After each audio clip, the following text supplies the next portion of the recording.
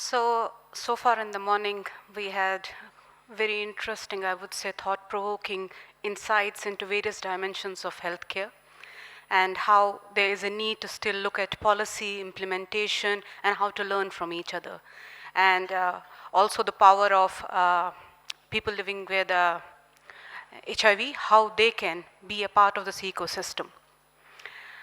Now we move on to something which is kind of zooming out and talking about planet, which we say is our patient now. And this is for the reason that we want to bring health at the center of the debate on climate change. And for the day today, our first keynote speaker is somebody who has a very rich and diverse experience. So I'll hope that I do justice to introducing him. Jonathan Jennings has a specialization in conservational biology and applied ecology, and also a master's in international politics and security. He's one of those people who had experience of working as a grassroots level worker post-Kosovo conflict in Kosovo, as much as he has been in key leadership positions, and the last one being with MSF as Deputy Executive Director for MSF Canada. While he was working in places like Ebola, Syrian conflict, Horn of Africa, he and his teams would on a daily basis encounter challenges, direct and indirect consequences of the climate change. And that's where he was struggling to find his calling. And finally, he found it by joining an organization called Health in Harmony, where he has been since 2017 as the executive director. So what is Health in Harmony? In a kind of two lines, if I want to describe it, it's an organization who looks at climate solutions through health. So that's what they do. And they do it through engaging with the communities, by listening to them, by trying to see solutions, and also offer opportunities of hope.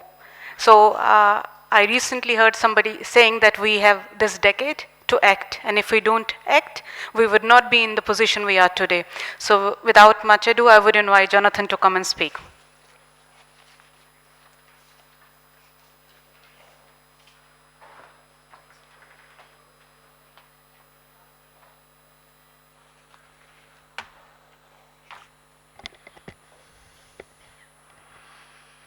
So thank you, Farhad. It's an honor and a pleasure to be back in India with MSF for your scientific days.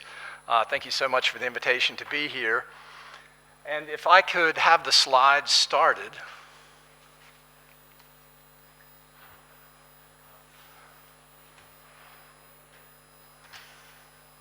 Voila. Okay, here's the upshot.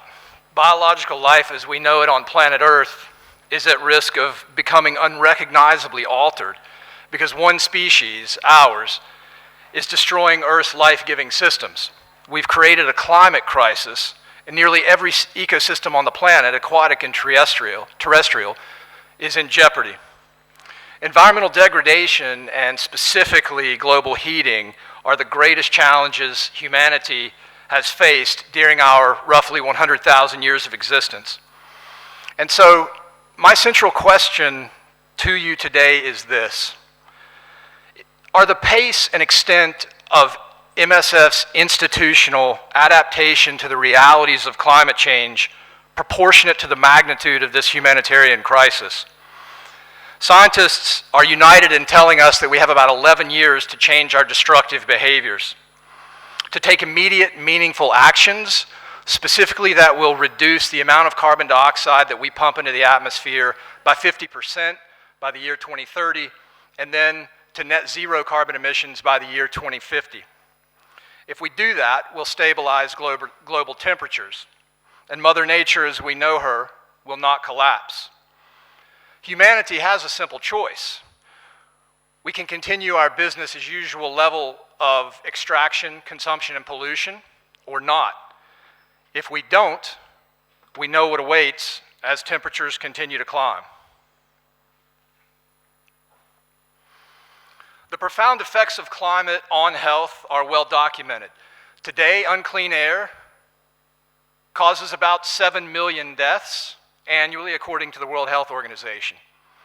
3 times more people today are killed by pollution than by AIDS, tuberculosis, and malaria combined, according to The Lancet. Prolonged drought is one of the most dangerous environmental determinants of premature mortality. Already, some 30 countries are currently experiencing downward trends in crop yields and in the value of the nutritional quality of their crops, trends that only get worse as global heating continues. Climate-driven migration is expected to move 2.5 billion people into urban settings in the coming decades, where they are going to face continued environmental, physical, and psychological threats, as well as increased civil conflict and the potential for violence.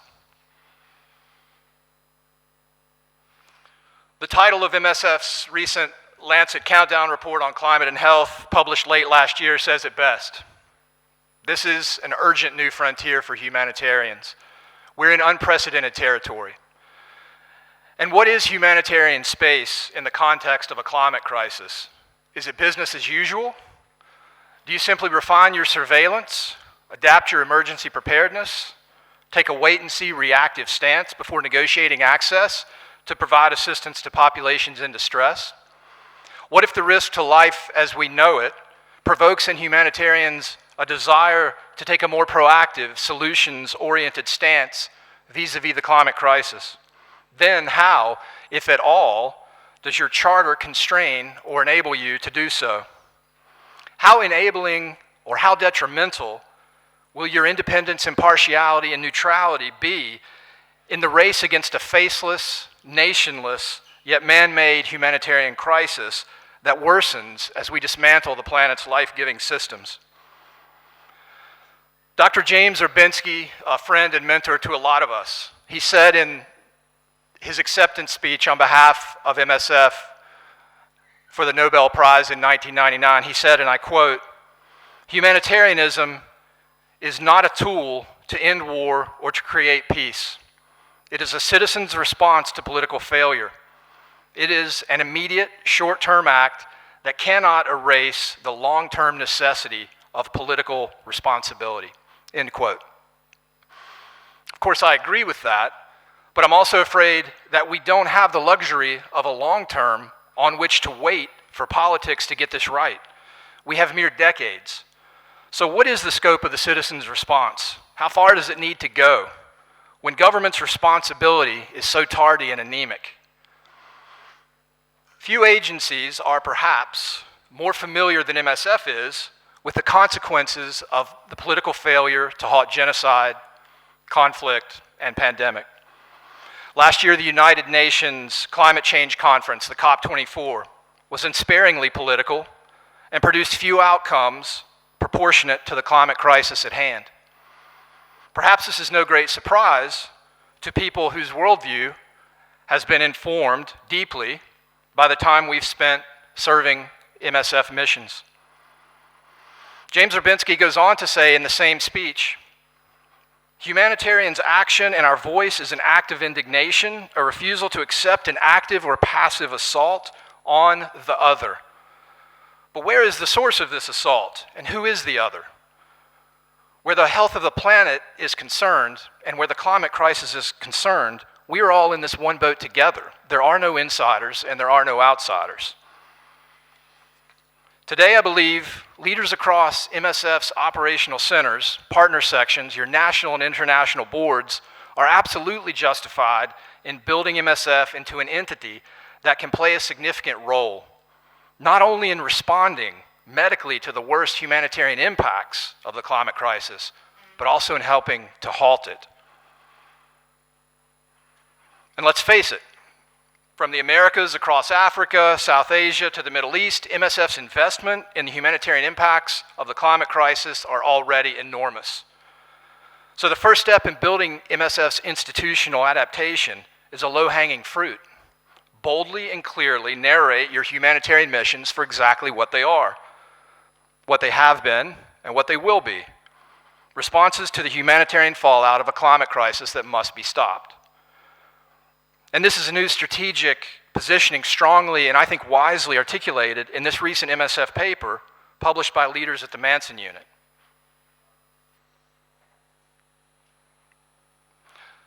Like many of you, during my career, I've seen firsthand how humanity's utter neglect of concern for the planet has decimated societies, economies, and lives. Before joining Health and Harmony 2 years ago, I spent about 15 years involved with humanitarian and post-conflict response work in Africa, South Asia, and the former Yugoslavia. These are 3 of the last humanitarian crises I was involved with before departing MSF 2 years ago, 1 in the Middle East and 2 in Africa. Now think for a second, what do they have in common? Of course, you all know the answer to this. The direct and indirect root causes of each one of these crises includes environmental degradation, global heating, and climate change. As an MSFer, I felt like I was getting up every day going to work dealing with the fallout of a sick planet, which is precisely what I was doing. Our planet is the patient now, and its vital signs aren't good. So whether we're in the corporate, academic, public, humanitarian, or development sector, I believe the most vital work that we can be doing today, indeed the work I think that we must be doing, is work that ensures all species have a planet that we can inhabit. This is what our Health and Harmony team is doing. We're a planetary health organization. Our programs deconstruct the false boundaries between human well-being and development and the health of ecosystems. Our mission is to reverse deforestation of tropical rainforests in order to mitigate carbon dioxide emissions and curb global warming.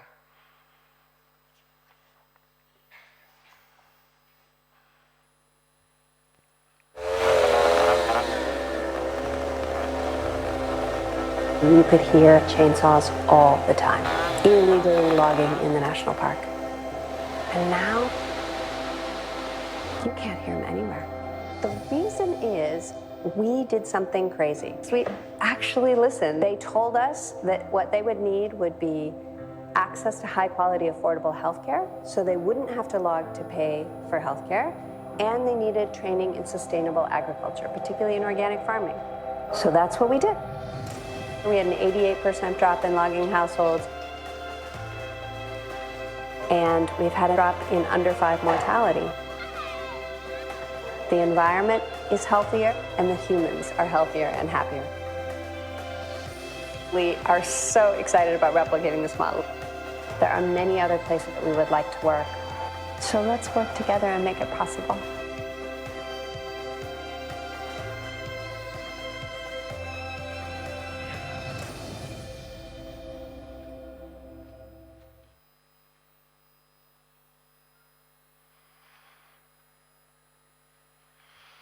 We focus on tropical rainforests because the simplest, most effective, and least expensive way to stop global heating in the next 11 years is to protect and expand the Earth's forests.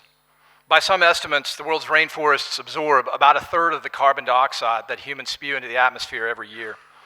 They are the remarkably proficient lungs of this planet. Our film introduced you to our first program, now about 12 years old, in Indonesian Borneo at a 250,000-acre national park called Gunung Palung National Park, which 15 years ago, like the rest of Borneo, was experiencing a massive loss of rainforest coverage due to illegal logging. Now, when it comes to reversing deforestation, the root causes are multifaceted and complex, so we depend expressly on the wisdom of the people who live in these forests to know best how to protect them. Local and indigenous communities are the experts, not us. So we enter rainforest communities and we practice what we call radical listening. We start by asking people a very simple question. We say, you are the guardians of this precious rainforest that is valuable to the whole planet. How might the world community assist you to live in balance with this rainforest as a way of thanking you for your guardianship of it? We learned from the approximately 100,000 people living around Gunung Palung National Park that they had almost no other economic opportunities other than to log and sell rainforest trees. And the critical driver was to be able to afford their health care, was to be able to afford medical emergencies and transport to health centers. The connection between human health and ecosystem integrity was that direct. And it's a reality we see in rainforests from Brazil to Madagascar, Indonesia, and the Philippines. These Indonesian communities concluded that they could stop logging in the rainforest if they had access to affordable quality health care and access to training and alternative livelihoods, particularly organic farming. So that's what we did. In 2007, we began investing precisely in their locally designed solution, in their holistic approach.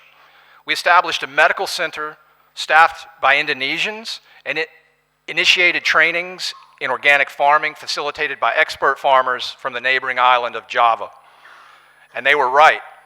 Their solution is working remarkably well.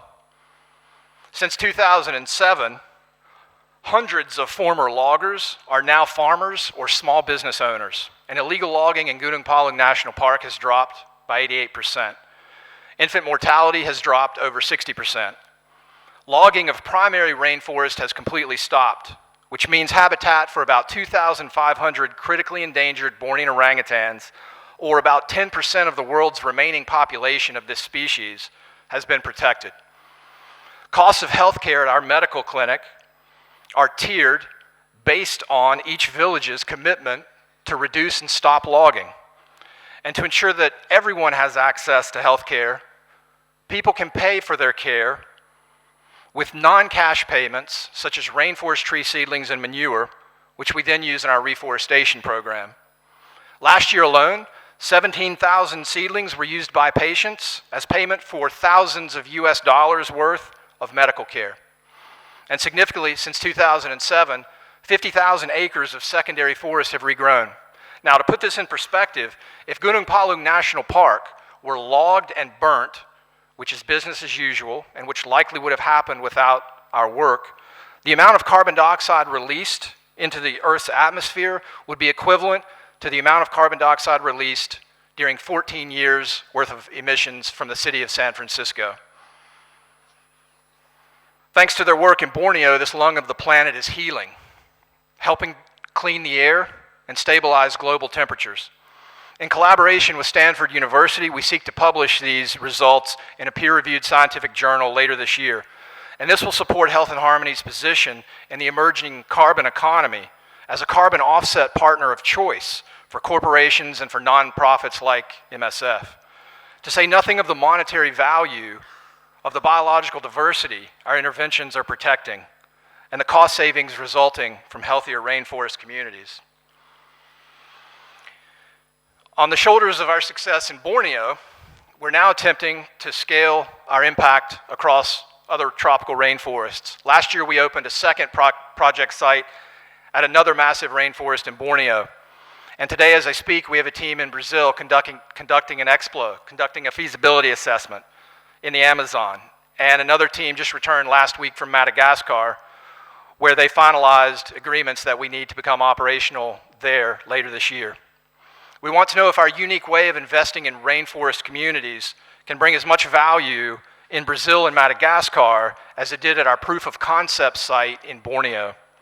If it does, then we'll attempt to scale our impact through an online platform which connects the locally designed solutions of these rainforest communities to global citizens who are desperate to support the protection of these rainforests. And the platform will use artificial intelligence to measure carbon gains and losses in real time. I say we're planetary health in action. Why is that? It's because our unique approach improves both human health and the health of the rainforest ecosystem on which our human health depends. Our Health and Harmony doctors, nurses, and midwives are well aware of the health co-benefits of their program's conservation outcomes. They know their patients' asthma, tuberculosis, dengue, malaria, and nutrition status are mirror reflections of the integrity of the local rainforest ecosystem, and they discuss this with their patients during consultations. Because human behavior drives the feedback between ecosystem destruction and poor health, healthcare workers globally, including MSFs, have a responsibility and a great opportunity to be planetary healers. And to MSF's credit, A collaboration between Operational Center Geneva and MSF Canada and others has started to introduce and integrate the concepts and practices of this new discipline of planetary health into MSF's medical operations. This environmental toolkit and a strategic planetary health pillar are just two of the important and influential outputs of this group's work. In closing, I would like to propose to MSF to consider immediately taking these 4 actions. First, the time is now for MSF's leadership across operational centers, partner sections, national and at the international board to make space for answering this question. Is the pace and extent of MSF's institutional adaptation to the realities of climate change proportionate to the magnitude of this humanitarian crisis? Arguably, MSF risks making itself operationally and culturally irrelevant in the next decade if it doesn't adequately adapt itself. Operationally, your humanitarian responses will not be as effective as they could be.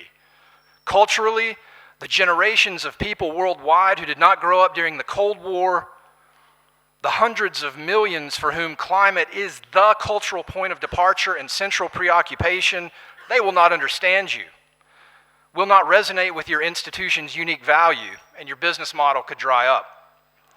Today, I understand that the strategic plans of all MSF operational centers engage climate change, and you have just passed a very important climate emergency motion at the International General Assembly, sponsored by 3 operational centers and several partner sections, while another motion on environmental action has been passed at Operational Center Paris. You have momentum. These are critical steps in the right direction. Now MSF needs to give these words teeth. You've got to turn these words into meaningful action. Second, follow the lead of this critical Manson Unit recommendation and boldly communicate your humanitarian responses as exactly what they are: responses to the humanitarian consequences of the worsening climate crisis. That's a low-hanging fruit. My third call to action: radically listen to your movement and to your leaders who live within the communities who are and will be most affected by climate change, and invest in their locally designed humanitarian responses to the climate crisis. These maps show an interesting perspective that I bet you've seen. The top map shows nations in proportion to their responsibility for causing global heating, and the bottom map shows nations in proportion to the vulnerability of the negative impacts of climate heating. Broadly speaking, the people on top are causing it. The people living in countries on bottom are suffering it. These maps may contain 2 important insights to guide MSF's adaptation in the short term. The bottom map shows where the greatest volume of MSF's humanitarian operations will be needed to save lives and alleviate suffering as a result of the climate crisis. And the bottom map also shows you where MSF is going to find the people with the most pertinent, the most innovative designs for MSF's humanitarian interventions in these contexts. Communities in Central and South America, South Asia, and Africa, they are on the front lines of humanitarian crises daily. On the fallout of the climate crisis daily. So they're best placed to guide humanitarian interventions to the fallout. Fourth and finally, become a carbon neutral organization as rapidly as possible, and this shouldn't take you long. Like all nonprofits, MSF currently keeps a small percentage of most donations and grants to pay for the support costs of conducting your global humanitarian operations. The majority of your 21st century donors will not only understand, but will wholeheartedly support an additional tiny percentage of their gifts being used to offset the carbon footprint of your humanitarian operations. Health and Harmony and others like us are partners of choice for corporate and nonprofit, for corporations and for nonprofits like MSF, who are ready to offset your carbon dioxide emissions. Your new environmental toolkit gives the entire MSF movement the starting point you need to audit, reduce, and offset your emissions. The current trajectory of our planet's health is an emergency. The patient is on the gurney, and we have to act fast. And I don't just mean in terms of acting now to improve your preparedness and the quality of your response to the health consequences of climate change and environmental degradation. My desire, if I may speak plainly, is for MSF to use your credibility, your influence, and your voice to do more to prevent and stop global heating in the next decade. I'm probably not alone in wanting to see a meaningful proportion of MSF's 40,000 staff, a meaningful proportion of your thousands of global associative members, and a meaningful proportion of your financial resources dedicated to solving the climate crisis. Now trust me, I understand your eye rolling. I was part of MSF's operations and executive long enough to develop the slight weariness to the constant suggestions that MSF can do more of this, MSF must do more of that. I get it, the weariness at being asked to be everything for everyone all the time. But now I'm on the outside, so aware of how strong is the action, influence, and empathy of your movement. And I'm asking you to ask yourselves, in the face of what is arguably the greatest humanitarian crisis our species will face on planet Earth, is MSF doing enough? Thank you very much, and I just want to say a special thanks to Farhat and Encore for having me back to India. It's been a real privilege to be here with you. Thank you.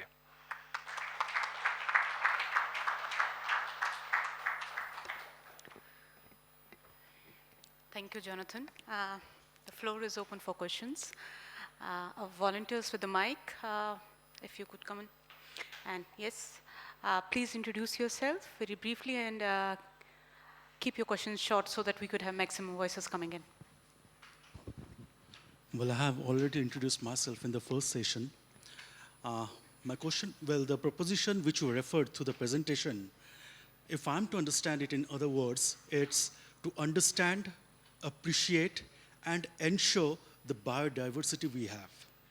Now, in that case, do you have a communication strategy or plan through which the people you are reaching to, these things can be communicated to them, how they can understand, appreciate, and ensure the biodiversity we have? Second question, you referred about the region between the tropics. Now, as you mentioned about rainfed forest, I would say that the ethnic groups that we have in the forest areas, they rely more on medicinal plants. And these medicinal plants are found in abundance in forest areas. Whereas, if we look at the ethnobotany or the ethnogeology, the concept that we have developed is not much to appreciate, rather to exploit. Means we focus more on collection rather than farming. We should have gone for farming so that the population of those plants remain in a constant and stable way. So in that case, again, an action point for us is that, are we actually trying to educate them, those groups within the tropics, that when they're looking for this ethnobotany type of initiatives like medicinal plants, are they focusing more on collection, or they should focus more on the farming part of it? These two things. Thank you. Well, those are two good ones for my jet lag. On the second one, I would say I would follow your lead. I'm not sure I understand it 100%, so we'll come back to it. On the first one, the communications, for example, around the importance of healthcare workers as frontline solutions to the climate change. I would draw your attention to a very important group that has emerged in the last few years called the Planetary Health Alliance. That is an organization who's putting together working groups of clinicians, family doctors, and they're developing a lot of communication for these communities on how, in their daily practice, be it in Toronto, Mumbai, or Tokyo, in the daily practice of family doctors and other physicians, and also nurses and midwives, how to bring in the communication with the patient about the importance of the ecological determinants of health.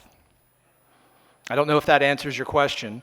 On the second question, it's so different in every rainforest. it's so different with each community that I don't have an answer to your question other than to say, if our organization were going to come and help you support the integrity of those ecosystems, we would start by asking you how to do it. Then, great. Are they being protected? See, well, I've been a consultant to the biodiversity board of state governments in India. And at the same time, I referred about biodiversity. Now that's more nowadays what India has done, that from the school level, children are taught about in terms of how to appreciate the biodiversity around you. And when I'm talking about biodiversity, it means everything. Now this is in a very, from the grassroots elementary level, if we start developing that, by the time we mature, we'll start appreciating it in a big way, and that will make a big difference. Talking about the medicinal plants, when we're referring to the developed countries, they do have strict protocols and norms that we cannot go for collection, in a significant way, which will harm the ecology as well as the ecosystem around us. Right. But when we talk about the developing countries and the countries between the tropics, rainfed forest areas, most of the countries are developing. Now there, the implementation of the acts or the protocols or the policies are not so strong. And there lies the challenge. We have so many species, plant species, which are endangered, which come under schedule. And still we found, if we talk about India, we find some 800 to 900 species which are scheduled. Still they are being collected in the forest areas like anything, and our forest authorities are, defunct in those spaces. Now there the intervention needs to be done. And then only climate change. See, that's a larger goal, a macro goal. And for that macro goal, we need to come to these grassroots level initiatives which will help us to reach that. Okay, thank you. I agree. See, we have Kiran, and then we have Husni, and then we have lady at the back. So we go to Kiran first. There. Yeah, and also to mention the study that was referred in the keynote speech, the author is Kiran, so maybe you can also bring in that element in. Okay, well, thanks, Fahad. Thanks, Jonathan. So yes, that's true that I was one of the authors. I have to say that Caroline was the one that did most of the work. But look, I think that was an inspiring presentation. I feel like you've addressed some of the key questions or reasons for not acting that we're faced with each day, because often we hear, well, this is not for MSF, this is not for us to act on, and you've made it very clear why it is for us to act, and you've made a real challenge to us there.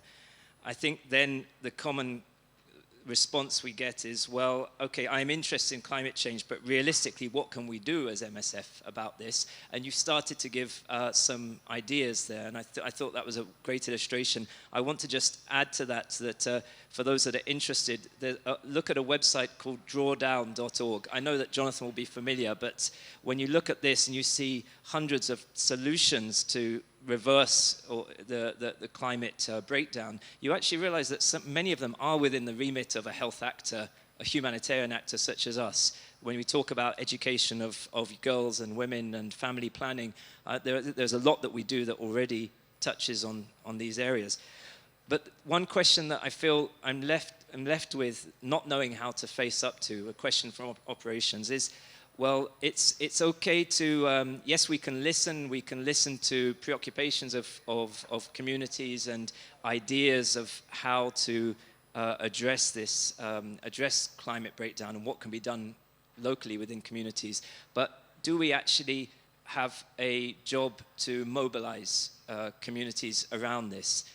Given that we would question the weight of our voice in terms of international political circles, can we actually do much in terms of climate change legislation globally? Could we do more if we actually were willing to mobilize and educate, talk about this within the communities in which we work? Is that going too far? Is that really going beyond our role? Or should we be actually integrating this in the same way that we worked in HIV.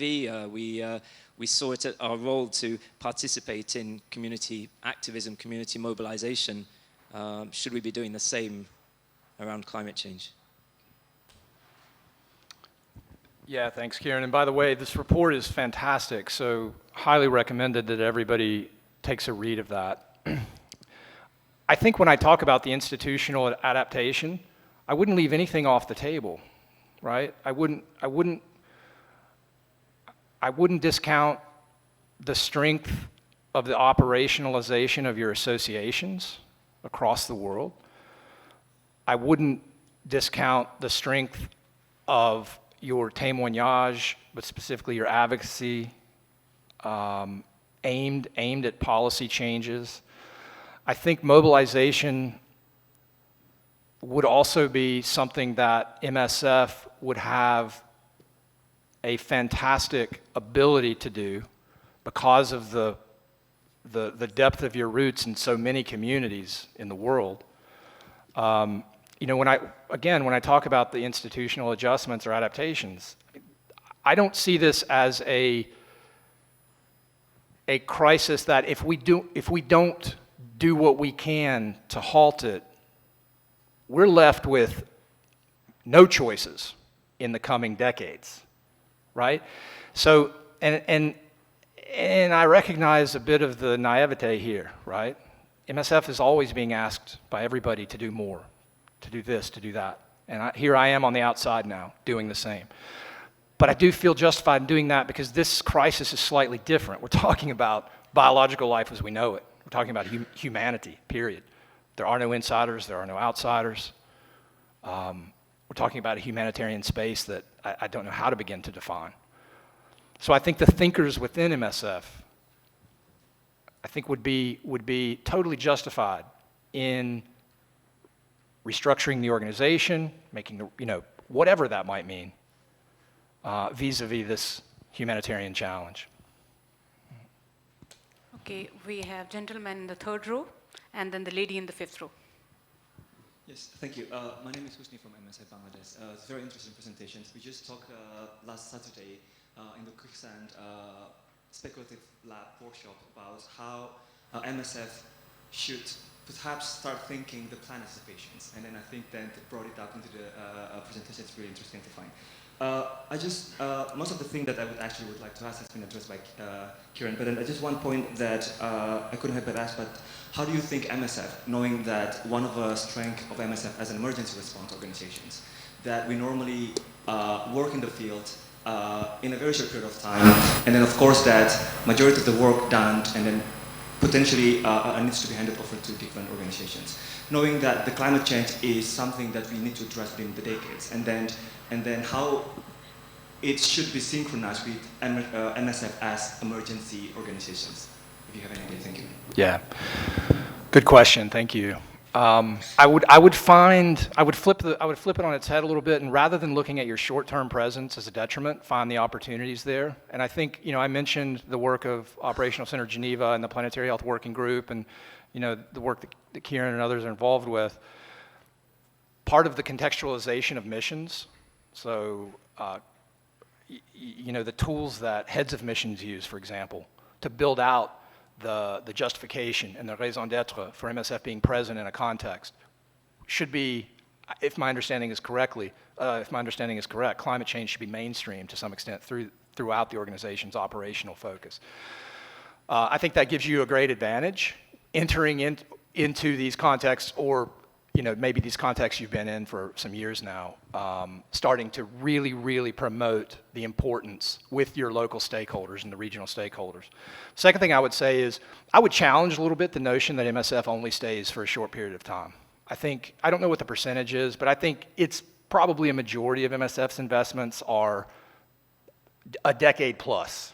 I would feel pretty comfortable in making that estimate. So, great question. And I think I wouldn't look at short-term emergency as a detriment, but I would find the opportunities in that. Thanks, Jonathan. Yes, please. Thank you so much for your presentation, Jonathan. I'm Rachita from Selco Foundation. And the question or the comment might be coming from a little bit of naivety or ignorance of knowing, MSF's work as well. But from my understanding, of course, MSF lies at the intersection of health and vulnerability. And you have brought up a new lens, which is around climate change as well, and actions towards climate change. I was wondering if what are the things that we're looking at in terms of low-hanging fruits that MSF could take up and operationalize really quickly? And one of it could be, access to energy and sustainable energy. Of course, MSF works a lot in off-grid area in every single sense, and the other aspect is also outreach, actually reaching out to the last mile. And energy can potentially play a huge role in terms of, mobile health clinics where equipments are solar powered. We're looking at refugee, crisis as well, and how that can go a DRE route also. So I was wondering if you could, from your experience in MSF, also throw light on if that is also a way that we could look at climate change through MSF, or if there's anyone else in the room as well who could maybe share their experiences on that. Thank you. Yeah, thank you. Great question. And I would also happily open this up to others in the room. I'm going to zoom way out and just say that we've never lived in a world where the health of people, of ecosystems, and of the planet could be addressed in silos, okay? That's the way that we've been doing it in the industries of international development, humanitarian aid, conservation industry, but we've never been able to do it effectively. And I think the planetary health discipline now is basically telling us that. Unfortunately, it's telling us that because the clock is ticking down. Okay, so I think, you mentioned looking at health through certain lenses and look, ecological determinants of health, social determinants of health. I think, it's really basic ecology. We're one species of an ecosystem, okay? And so I think that to now starting to integrate thinking of environmental determinants of health, ecological determinants of health, it should be relatively easy, it should be relatively natural, and it should have been something that we probably had done within the discipline of public health decades ago, right? I mean, you see from one of the slides that planetary health is challenging public health, okay, to incorporate the ecological element. And then I guess closer to your question, take a look at the MSF Canada Toolkit. And I know that MSF Canada had partners, but I believe it's predominantly driven by Carol Devine and MSF Canada. This toolkit is really starting with the basics, okay? Mapping your footprint, finding the low-hanging fruit around energy, et cetera, transport, et cetera. And then there have been several missions or countries piloted to understand the footprint. And then there's suggestions of every mission or context for how to audit your footprint. So I think that's the basics, right? MSF needs to know its environmental footprint before it can begin to do two things: reduce it and then offset it totally. You're never going to be able to stop using generators or stop using certain medical devices or medical supplies that aren't somehow environmentally detrimental. So I would, to answer your question, start with that toolkit, and we can talk later if you desire. Thanks. So I'm just looking at, do we still have some more time for questions? Okay. I would like to conclude with a couple of takeaways that I took from your keynote. And this keynote kind of topic came from the perspective that we wanted to mobilize that thinking, and not thinking only within MSF, because one of the maps demonstrated we could be in the problem and we could also be in the solution of it. So through this endeavor, we also want to kind of ignite that change, that how each one of us in this room can be the catalyst of integrating and mainstreaming anything related to planetary health, be it your own carbon footprint, but it could be also your own contribution, like the example you quoted about the bio-waste and how that has an impact in a setting of HIV. So that could be a very micro example, but at the same time, there could be a macro example of the pollution that we experience in this part of the world. So how each one of us could kind of see how we can learn from each other with a very good example that we got from Health in Harmony. Thank you very much, Jonathan. Thanks a lot for this.